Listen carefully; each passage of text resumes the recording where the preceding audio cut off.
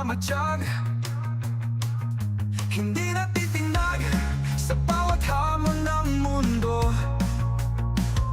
Katotohanan ang aking aramas, di ako magpapatalo. Teacher mag-reacts, galit sa kasinungalingan. Sa bawat salita, umubulusok ang katotohanan. Walang palusot, walang takas sa mali. Ako'y revolusyonaryo sa harap ng mga salbahe.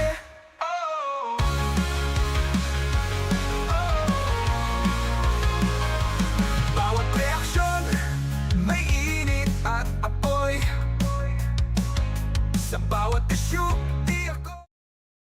Yon, welcome back sa Teacher Mark Reacts. Ano pag-uusapan natin? Ito, ang sabi rito, no? Budget analyst Marcos heeded critics to avoid potential SC cases. Kahit ginawa niya, parang magsasampa pa rin sila, Prof. Chelo Magno. So bago ang lahat, no, maraming salamat, Les, sa pagiging member for 21 months. Imagine that, no? Tagal na rin pala.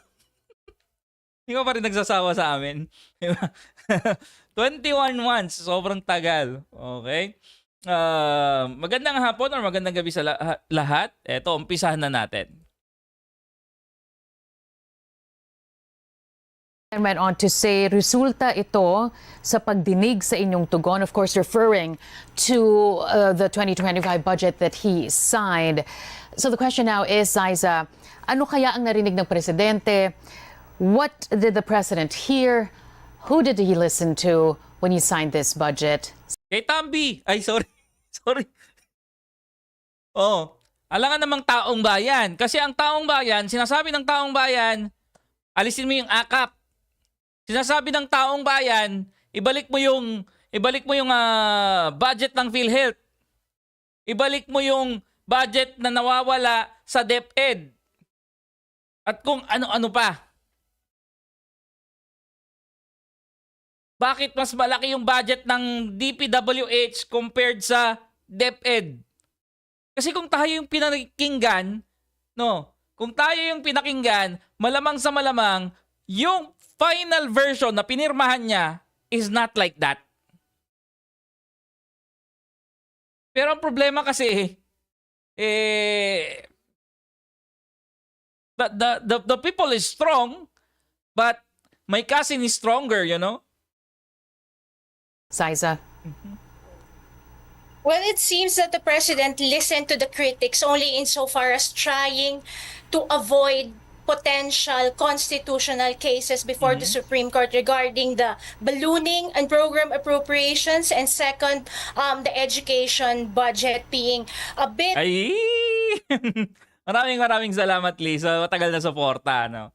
Ayan. Sabi ni Cedric dito, ayuda nation.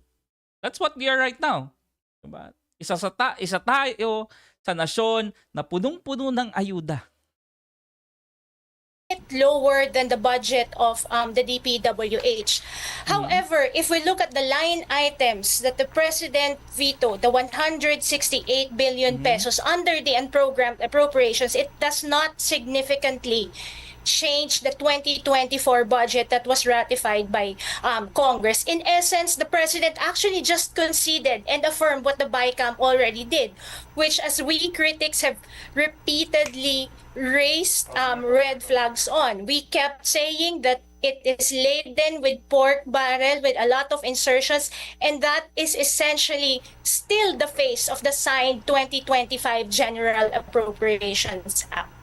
Exactly. It is just the same. They just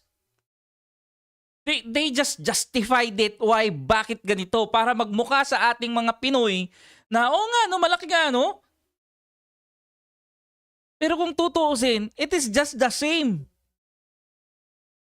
Wala silang binago. Oh.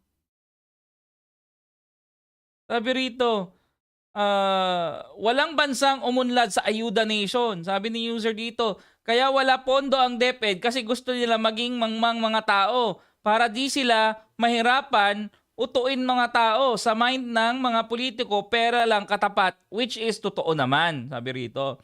Sabi ni Leonard, president natin may sakit na AIDS. As if doing something. Hindi hinilot eh. Iba yung hinilot kasi kahit papaano yung hinilot nagkaroon ng remedy. Ito hindi. Tinapalan lang talaga. Tinapalan lang talaga para lang magmukhang it's different pero dun sa loob, it's the same. All right, you said you were calling out the red flags, a lot of insertions, but keep in mind, Ziza, that the Speaker of the House is the President's cousin. The Senior Deputy Majority Leader is his son. Do you think that the President really didn't know about these insertions? That's very hard to believe. It is quite unbelievable that the president and the economic managers did not know about these insertions.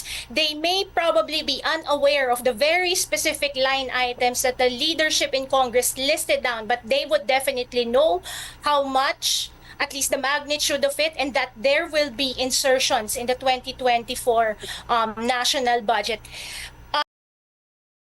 That's heartbreaking, no? What I'm trying to explain to you before, Saiza affirmed it. Sinasabi natin, weak leader tong presidente natin. Well, he is not. Ang sinasabi natin, itong Pangulo natin, walang alam. Well, I doubt. Kasi yung mga insertions na yan, of course they know. They're not stupid. Hindi sila mga tanga na utu-utuin lang. It's either you know or no, wala kang pake.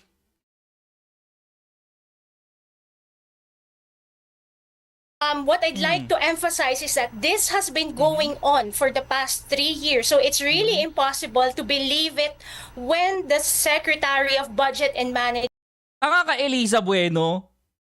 Ang bag ko, padala ko. Ang laki ng padala ko sa Pilipinas. Anong tawag sa akin? Bagong bayani. Walang ambag? Bubu.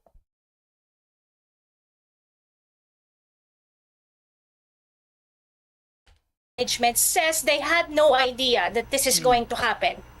Kung ambag lang ang usapan, abay, baka mas malaki yung ambag ko sa'yo. Padala pa lang. This has been going on for 3 years already. The 2025 budget is in fact the fourth budget that has Well, Alkin, I doubt na isahan. I doubt. Marcos magpapaisa?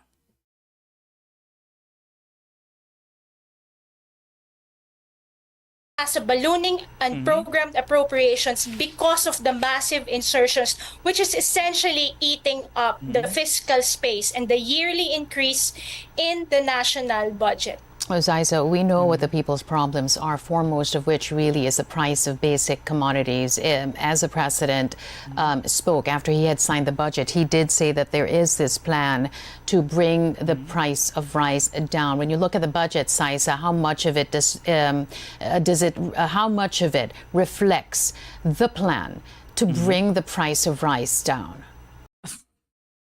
Ito na naman tayo eh. Ito na naman tayo sa 20 pesos na bigas. Na kahit na sino ang tanungin mo diyan sa Pilipinas, no, na mga ekonomista, mga rice experts, it will never happen.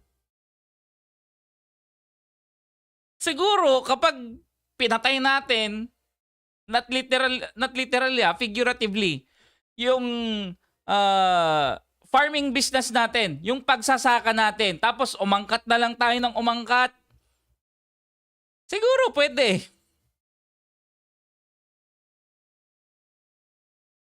Pero that is yet to be known kasi nga hindi pa naman natin nasubukan na itigil yung plantation of rice natin tapos mag-angkat na tayo ng mag-angkat. So we are yet to see the results. Umaasa pa kayo sa 20 pesos na bigas? Wala, there's no such thing. Thailand nga, magkano ang 1 kilong bigas dito? Clue, walang 20 pesos. Ay. Parang 10K lang yan ni Cayetano. Huwag na kayong umasa. Simple Mind, Happy New Year sa'yo. I have not seen the details of the 2025 national budget, but one of the things that Congress placed under the unprogrammed appropriations is the rice competitive enhancement program. So that was one of the major line items that was included in the direct veto of the president. So how can the president say that his 2025 national budget, at least the version that he signed and they supposedly corrected, is still aligned with the development goals of his administration? Many of the line items under the unprogrammed appropriations, and not just the ones for agriculture, but even the ones for the 4-piece program, for many of the infrastructure projects like the payment of right-of-way, asset preservation, feasibility studies, detailed engineering designs. How can this administration implement big-ticket and game-changing strategic projects if allocations and if fundings for those specific line items I mentioned are in the unprogrammed appropriations, which essentially do not have guaranteed cash cover for the coming fiscal year? Agree. Here's another thing, Zaiza. The majority of the Filipino people Okay, ito yung rice namin. Kuha tayong calculator. Ang rice namin dito, 15 kilos. Okay, 15 kilos. Ang amount niya is 535 baht. Okay? Tapos, baht to peso today. 1.7. Okay? Times 1.7. That is 909 for 15 kilos, ha? Divided by 15. Ang 1 kilong bigas namin ay pumapatak ng 60 pesos. Okay? 60 pesos, 1 kilo. Na mas mahal compared sa bigas natin dyan sa Pilipinas. Oh. Tapos mag-ano pa kayo ng 20 pesos please. Oh, come on. Ay di sana mas mura dito sa amin kasi number 1 exporter ng bigas din. Ang Thailand, isa sa mga exporter ng bigas. Oh. Well, entry visa wala. Pero kung mag-ano ka rito, magtatrabaho ka, you need visa. Si Erwin lang hindi applicable 'yon sa Pilipinas. right, when we talk about it, it's all numbers to them. It's all abstract. You say ballooning unprogrammed funds, they just say, okay, but majority don't really get it. So when you talk about what's going to happen on the ground with this kind of a budget come 2025, what exactly are you expecting? What exactly will happen, Zaiza? Well, essentially, what's going to happen on the ground is that ordinary Filipinos will keep lining up to legislators, to politicians, local politicians, mayors, barangay captains, in order to get their fair share of the budget.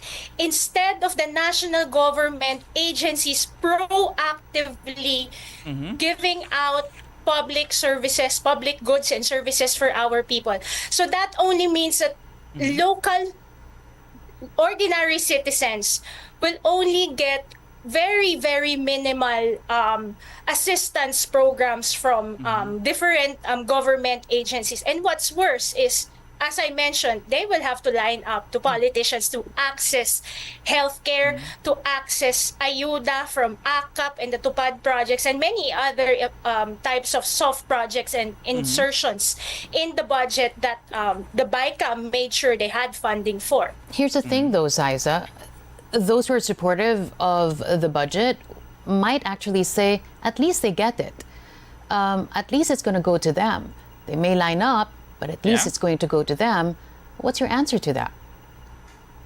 That's very unsustainable. It's a band-aid, very short-term solution to our I agree, no? Band-aid lang.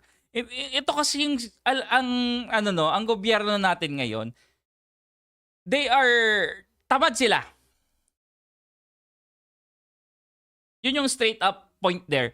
Tamad sila na solusyonan yung problema ng bayan natin, nagbibigay na lang sila ng band-aid solution para sabihin na nakakatulong sila.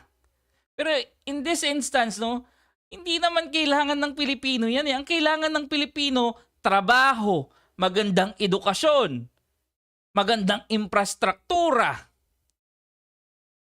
Hindi AKAP, hindi Tupad, hindi AIX. Kasi oo nga, nabigyan mo nga sila ng ayuda para sa isang araw, tatagal ng 3 araw. Pagkatapos nun, gutom na naman sila.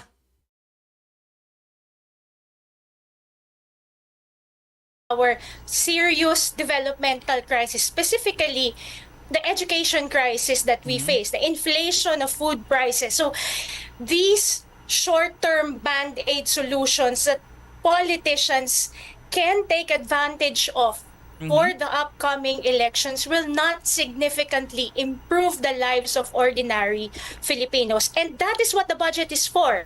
The budget is not for electioneering. The budget is supposed to, significantly impact the lives, the long-term quality of lives of Filipinos. And the budget is for essentially, fundamentally, Siza, for development. You cannot just plan a budget for this year alone and, not mind what is going to happen, what should happen in the years to come. It's supposed to bring us closer to our development goals. Sabi rito, fake news ka dyan, Teacher Mark na tamad. Sipag nga nila mangurakot, mangula. Ay, nako. Does this budget, if you take into account how massive it is, does this actually set us back? Yes, if we look at how huge the pie is and how that pie is allocated to different sectors, you would expect that critical funding would be allocated for departments like the Department of Education, for the DOH, for the DSWD, and even the zero subsidy that PhilHealth got. They should all have allocations in the budget because these are essentially the frontline government agencies that are supposed to deliver assistance programs for the immediate needs of Filipinos as well as the long-term development goals. So these are also the same key government agencies under the Philippine Development Plan who are tasked to deliver many of our long-term goals, such as those that need to be consistent with the Sustainable Development Goals or the SDGs. But unfortunately, it is these very departments that suffer deep cuts. And even if President Marcos keeps saying that they meticulously studied the version that was ratified by the BICAM, in the end, we have the same budget that pretty much looks like what the 2025 BICAM ratified. So the 168 billion peso direct veto on the line items that were under the unprogrammed appropriations will not generate new funds in order for the government to restore those deep cuts in the budgets of the critical departments that are supposed to deliver many of the public goods and services that should be aligned with the Philippine Development Program. Just as a final question, Zaiza, before we let you go, we have yet even to touch on the fact that, you know, financial experts around the world are looking at 2025 as an inflationary year precisely because of the impending Trump presidency. When you look at this budget, will it be able to react to that inflationary year?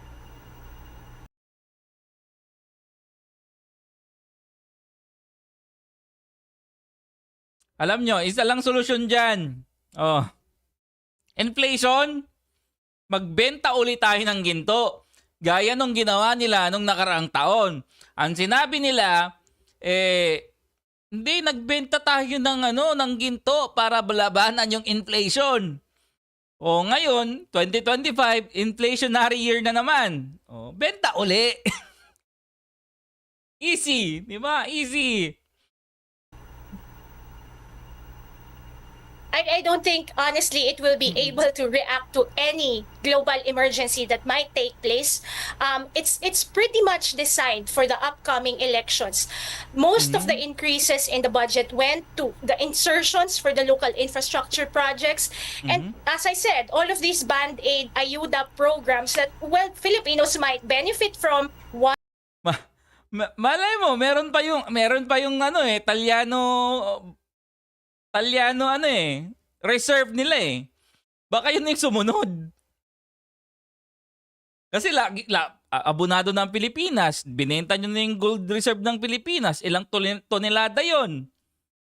Baka yung Talyano reserve, pwede rin namang galawin. 'Di ba? Sabi nga nila nung nakaraang eleksyon, ang sabi nila, yung Talyano na yan, kapag nanalo daw, no? Nanalo daw si Pbbm, lalabas daw yan. Kukunin daw yan. Ibibigay daw sa taong bayan. Or ibibigay sa Pilipinas. Yayaman uli ang Pilipinas. O, ewan ko, the list goes on and on and on. O yan, nahalal na at kung ano na, wala na. Panis na. Once, twice at most. But if ever an emergency comes, I'm honestly not sure how the government will immediately be able to respond to such challenges. Okay, we're going to have to leave it at that. Independent public budget analyst Zaiza Susada, they are joining us on this last day of 2024. I have a feeling, Zaiza, we're going to talk more in the coming year. But in the meantime, thanks for joining us today. Happy New Year to you. Of course, you will talk more because of this budget that became so problematic. At eto rin maganda, no? Because of the social media, no? Maraming Pilipino ang engaged na dito sa mga usaping ganito. Hindi katulad noon kasi doon nanonood lang tayo ng TV, 'di ba? Pakialam ba natin sino ba ang makakadinig, makakakita doon sa mga sinasabi natin, yung mga criticisms natin? Wala, 'di ba? So let's leave it there. Pero ngayon, may social media na pwede nyong iparating yung mga grievances, yung mga hinanakit nyo, yung ayaw nyo sa ating gobyerno. Easier than before. Teka lang, a new challenger entered. Bago ang Talyano Gold. Yamashita Treasure entered. Ayun, maraming salamat, Neil. Kala ko hindi siya nag-veto. Buzz Lightyear in action eh. Kumbaga tinapalan niya lang yung harap, pero yung sa likod parehas pa rin. Maganda topic na Atty. Claire about Erwin and Idel. No. Well, up next ko naman, no? Ang up next naman natin, kung si Atty. Claire kay Erwin at kay Idel, tayo naman kay Bitag. Kasi ang Bitag nyo, galit na galit.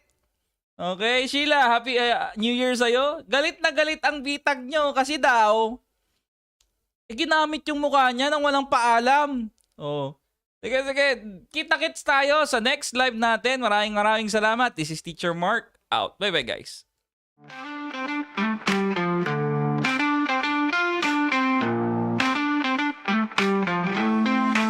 Sa bawat komento, ang boses ko'y matatag. Katotohanan ang gabay sa harap ng mga mabalakid. Walang kinikilingan, tapat sa bawat salita. Teacher Mark reacts, naghahatid ng wagas na talakayan. Walang bahid, walang bias, ang katotohanan ay aking armas. Sa bawat issue, ako'y lagi nandyan. Critical thinking sa puso, isip ay laging big. Teacher Mark reacts, para sa bayan, walang kinikilingan.